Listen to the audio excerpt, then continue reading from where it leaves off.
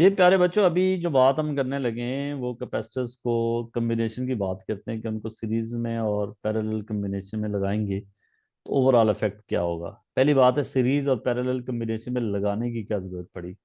अगर आपको 10 माइक्रोफेरेड का कैपेसिटर चाहिए और आप दुकान पे जाते हो, वो कहता है 10 माइक्रोफेरेड का कैपेसिटर नहीं है, लेकिन मेरे पास 5 5 माइक्रोफेरेड के पड़े हुए हैं जितने भी चाहिए, लेकिन आपको सर्किट में 10 माइक्रोफेरेड का कैपेसिटर चाहिए। तो फिर आप वहाँ पे अगर आपको ये मेथड नहीं पता होगा कि सीरीज में लगाने से क्या फ़र्क पड़ता है, पैरेलल में लगाने से क्या फ़र्क पड़ता है, तो आप फिर 5 माइक्रोफेरेड ला के उनसे कुछ भी नहीं कर सकेंगे। सो कैपेसिटर्स को बच्चों दो तरीके से कनेक्ट किया जाता है, सीरीज में या पैरेलल में। सीरीज कम्बिनेशन का क्या मतलब होता है बच्चों, कि अगर आपके पास फॉर एग्जांपल ये एक कैपेसिटर है और इसको अब दूसरे कैपेसिटर्स के साथ कैसे कनेक्ट करें कि इस कैपेसिटर की वायर्स और दूसरे कैपेसिटर के साथ, ये दूसरा कैपेसिटर है और ये आपके पास, हम तीन की एग्जांपल से शो करेंगे, ये तीन कैपेसिटर्स हैं। लेट्स से इनके कैपेसिटेंस फर्क हैं C1 C2 C3। ये आपने इस तरह कनेक्ट कर लिए तो इनको हम कहते हैं सीरीज में। और अगर बच्चों इसके साथ आप बैटरी लगा देते हो,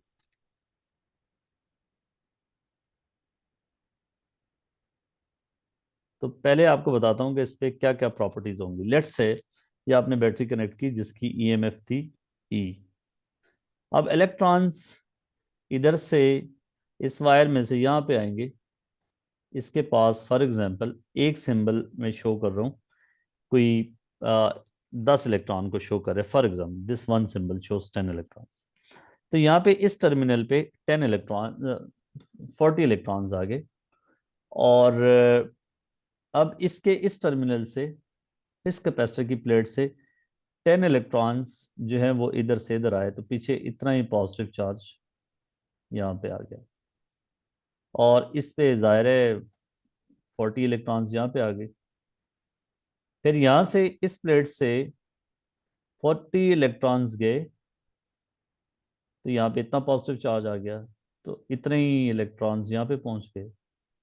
फिर इस प्लेट से 40 इलेक्ट्रॉन्स जो हैं वो बैटरी की तरफ वापस आ गए। तो इसका मतलब ये हुआ कि ये ये उस वक्त तक काम चलता रहेगा जब तक इस बैटरी की ईएमएफ जो है इन सब के क्रॉस पोटेंशियल डिफरेंस मिला के इस बैटरी के ईएमएफ के बराबर नहीं हो जाती। ठीक है। तो सबसे पहली प्रॉपर्टी आप क्या देख रहे हो कि चार्ज, हर प्लेट पे चार्ज का मैग्नीट्यूड सेम है इरिस्पेक्टिव ऑफ देयर कैपेसिटेंस। ये बात समझ आ गई। जैसे। ये मतलब कि चाहे कैपेसिटर छोटी वैल्यू का होगा, एक बड़ी वैल्यू का है, जो भी है, चार्ज सब पे सेम है, क्योंकि कोई और अल्टरनेटिव पाथ ही नहीं है इलेक्ट्रॉन के मूव करने का। यहाँ से जितने इलेक्ट्रॉन आए इस पे आए, उधर से इतने ही इलेक्ट्रॉन यहाँ से इधर जाएंगे, फिर इतने इलेक्ट्रॉन यहाँ से इधर जाएंगे, इतने इलेक्ट्रॉन यहाँ से इधर। So charge on the first property is charge on each plate is same. Let say Q उसको नाम देते हैं, मतलब मैग्नीट्यूड में सेम है। एक प्लेट पे माइनस क्यू है, दूसरे पे प्लस क्यू होगा। अगर बच्चों चार्ज सेम है तो V Q is equal to C V. Capacitance हमने क्या रखी है, सबकी फर्क रखी हुई है। सो इस फार्मूले के मुताबिक V is equal to Q by C. अगर सबकी कैपेसिटेंस फर्क है, चार्ज सेम है, तो इसका मतलब वोल्टेज डिफरेंट होगा। So potential difference across each is different if C's are different। Capacitance अगर डिफरेंट होगी फिर जो है वो पोटेंशियल डिफरेंस डिफरेंट होगा। अगर कैपेसिटेंस सेम होंगी तो फिर पोटेंशियल डिफरेंस सेम होगा। एक इंपॉर्टेंट बात याद रखनी है कि वोल्टेज जो है वो इन्वर्सली प्रोपोर्शनल है कैपेसिटेंस के, क्योंकि चार्ज सेम है तो हम कह सकते हैं कि potential difference is inversely proportional to C. So जिसकी कैपेसिटेंस ज्यादा होगी उसके क्रॉस पोटेंशियल डिफरेंस कम होगा। ऐसा नहीं है रजिस्टर की तरह कि रजिस्टर सीरीज में लगे जो बड़ी वैल्यू का रेजिस्टर होगा उसके क्रॉस पोटेंशियल डिफरेंस भी ज्यादा होगा, लेकिन यहाँ पे जो बड़ी वैल्यू का कैपेसिटर होगा उसके क्रॉस पोटेंशियल डिफरेंस कम होगा। ये इंपॉर्टेंट बात है। लेकिन सबके क्रॉस, अगर इसके क्रॉस पोटेंशियल डिफरेंस V1 है, इसके क्रॉस V2 है, इसके क्रॉस V3 है, तो हम किरचॉफ फर्स्ट लॉ के सेकंड लॉ के मुताबिक लिख सकते हैं कि इस क्लोज लूप के अंदर sum of EMF is equal to sum of potential difference. So I can write E is equal to V1 plus V2 plus V3. This is Kirchhoff second law. Is that clear? Yes sir. तो V क्या होगा? V is equal to Q, इस फार्मूले के मुताबिक Q divided by C1। V2 क्या होगा? Q divided by C2। V3 क्या होगा? Q divided by C3। That is E. But if I take this Q common, so I can write this as 1 by C1 plus 1 by C2 plus 1 by C3. That is, I can bring this Q on the right and left hand side. So 1 by C1, 1 by C2, 1 by C3. What is E by Q? Q is the total charge जो battery ने supply किया। E is the EMF of the battery. So according to this formula, Q is equal to CV. We can write कि V by Q will be, अगर इस C को उठा के दे लें, that will be 1 by C. So V by Q is 1 over C. So that is 1 over C, effective बोल दें या total बोल दें, is equal to 1 over C1 plus 1 over C2 plus 1 over C3. This is the formula of to calculate the total capacitance of these three capacitors. अगर हम C effective का एक capacitor लगा देंगे तो वो भी वही काम करेगा जो ये तीनों मिला के काम कर रहे हैं। ठीक है, मसलन सो टोटल कैपेसिटेंस जो है आपकी डिक्रीज हो रही है, इंक्रीज नहीं हो रही। अगर आपके पास ये तीन कैपेसिटर लगे, लेट्स से ये आपके पास 5 माइक्रोफेरेड, ये 10 माइक्रोफेरेड, ये 20 माइक्रोफेरेड। क्वेश्चन आता है what is the total capacitance between these 2 points. तो अब आप कहेंगे ये सीरीज में, तो 1 ओवर C टोटल या C effective is 1 over C1 that is 5 plus 1 over C2 that is upon 10, 1/10। 1 upon 20 microfarad में ये सारे, तो आंसर माइक्रोफेरेड में ले लें। तो इसका LCM 20, so 4 plus 2 plus 1 that is 7 by 20। इसको एंड पे इसका रेसिप्रोकल लेना ना भूलिएगा। C total is 20/7। 20 upon 7 and that is कितने माइक्रोफेरेड? 20 ये है 2.86 2.86 माइक्रोफैराड। माइक्रोफेरेड। इसका मतलब ये होगा कि अगर ये तीनों एक सर्किट में लगे हुए हैं और बैटरी के साथ लेट से उसकी पोटेंशियल डिफरेंस जो है वो 12 वोल्ट है, और इसी बैटरी के साथ ये एक कैपेसिटर लगा दो, कितनी वैल्यू का? 2.86 माइक्रोफेरेड का। तो ये दोनों सर्किट एक जितना ही काम करेंगे, मतलब एक जितनी एनर्जी स्टोर करेंगे। आप इफेक्ट को देखते हुए नहीं पहचान सकेंगे कि किस, अगर ये एक बॉक्स में बंद है तीनों और ये अकेला बंद ये है, तो आप नहीं पहचान सकेंगे कि किस बॉक्स में तीन ये वाले लगे हुए हैं, किस में एक लगा हुआ है, क्योंकि काम एक जैसा कर रहे हैं, एक जितनी एनर्जी स्टोर कर रहे हैं, एक जितना चार्ज बैटरी सप्लाई कर रही है। ठीक है, अगर कहा जाएगा कि ये 12 वोल्ट बैटरी टोटल कितना चार्ज सप्लाई कर रही है, तो फिर क्या करेंगे? C Q is equal to C effective time V. C effective is 2.86 time 10 power -6 microfarad से, और V 12 that is the total charge. और हर कैपेसिटर के ऊपर भी यही चार्ज होगा। अगर पूछा जाए कि हर कैपेसिटर के क्रॉस चार्ज बताएं तो वो भी यही होगा, क्योंकि सीरीज में लगे हुए हैं। अच्छा, सीरीज में अगर दो कैपेसिटर लगे होते तो फिर आपके पास फार्मूला क्या होगा? एक शॉर्टकट हम बना लेते हैं उसका फिर, कि अगर ये दो लगे, दैट इज C1 C2, तो 1/C effective is 1/C1 plus 1/C2। क्या फर्क है इसमें? प्रोडक्ट ले लें, sorry LCM, C2 plus C1, 1/C effective, और इसको रेसिप्रोकल ले लें, C effective विल बी, ये सबस्क्रिप्ट में लिखा है, C1 C2/C1 plus C2, that is product over sum. अगर दो कैपेसिटर बच्चों पैरेलल सीरीज में लगे हुए हैं तो आपके पास टोटल कैपेसिटेंस इस तरह फाइंड कर सकते हैं। और याद रखना, जैसे ऊपर वाले एग्जांपल में ये तीन लगे हुए थे, तीन के लिए फार्मूला नहीं लगाएंगे। और तीन में से देखें, सबसे जो लीस्ट कैपेसिटेंस थी 5 माइक्रोफेरेड थी, आपका आंसर टोटल का मिला के उससे कम आया है। तो अगर आप दुकान पे जाते हो और वो आपको 10 माइक्रोफेरेड का चाहिए, वो कहता है जी मेरे पास 20 के पड़े हुए हैं, तो आप कहेंगे भाई 20 माइक्रोफेरेड के दो दे दें, मैं सीरीज में लगा दूंगा। तो दो सीरीज में जब 20 के लग जाएंगे तो आपके पास हाफ हो जाएगी। ठीक है, बिल्कुल। ये 20 माइक्रोफेरेड का है और ये भी 20 माइक्रोफेरेड का है।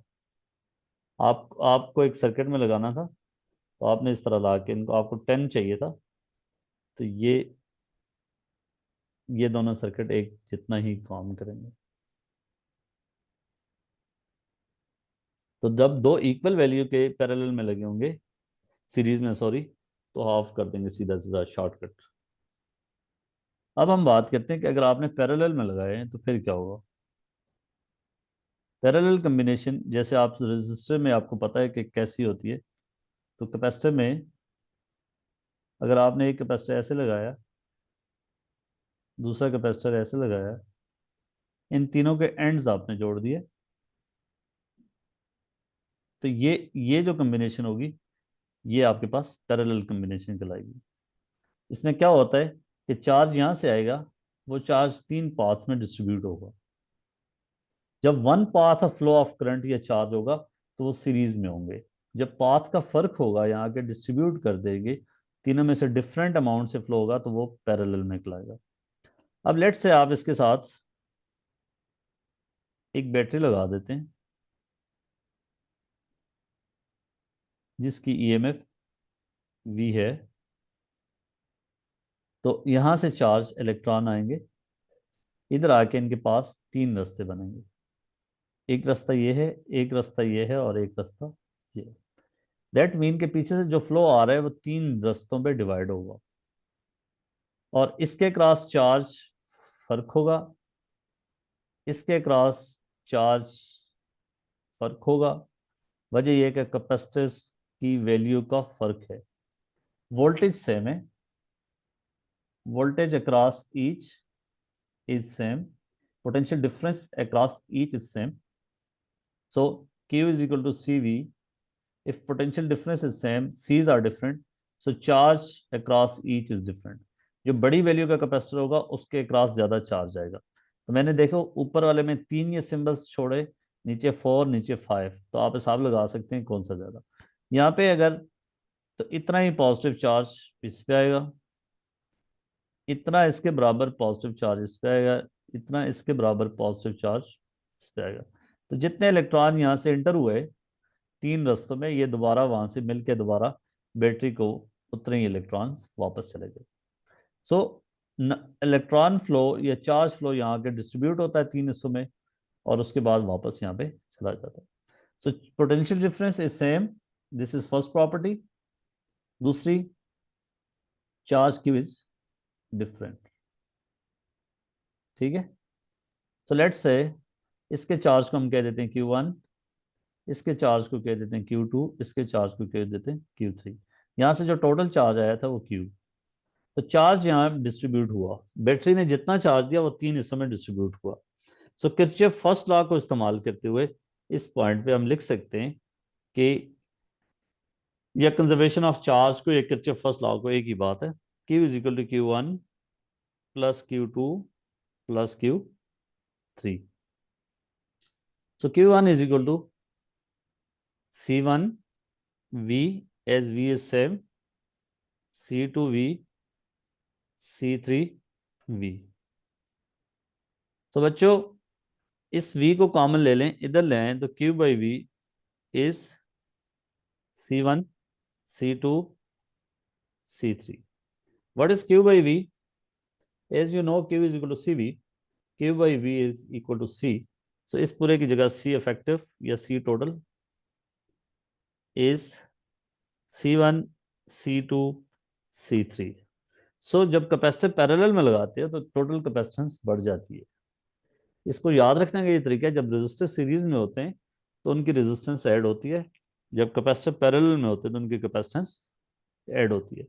आपके पास अगर शॉप पे जाते हो, वो कहता है 5 माइक्रोफेरेड के पड़े हुए हैं, और अगर आपको 15 चाहिए तो क्या करेंगे? 5 माइक्रोफेरेड के कितने कैपेसिटर लगा देंगे?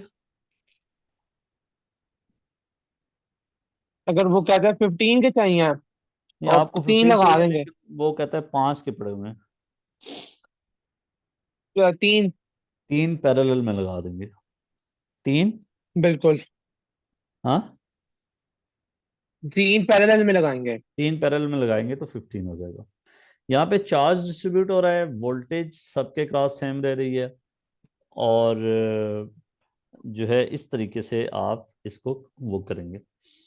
सो अगर आपके पास सीरीज पैरेलल का मिक्सचर आता है, लेट से आपके पास ये एक कैपेसिटर है,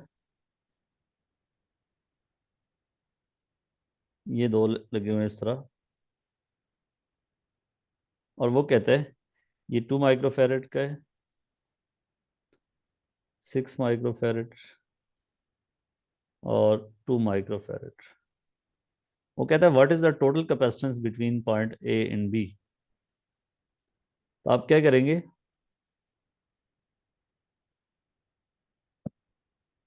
तो हम लोग ये करेंगे इसको 6 7 8 हो गए, तो 8 × 2/8 +2 ये हो गया 1.6 इसकी टोटल आएगी। हाँ। हाँ, ये दोनों आपके पास पैरेलल में लगे हुए हैं तो ये ऐड अप हो जाएंगे। 8 सो हो गया। हाँ, ये इसी तरह इन दोनों का इफेक्ट जो है वो 8 माइक्रोफेरेड हो गया, ये 2 माइक्रोफेरेड है।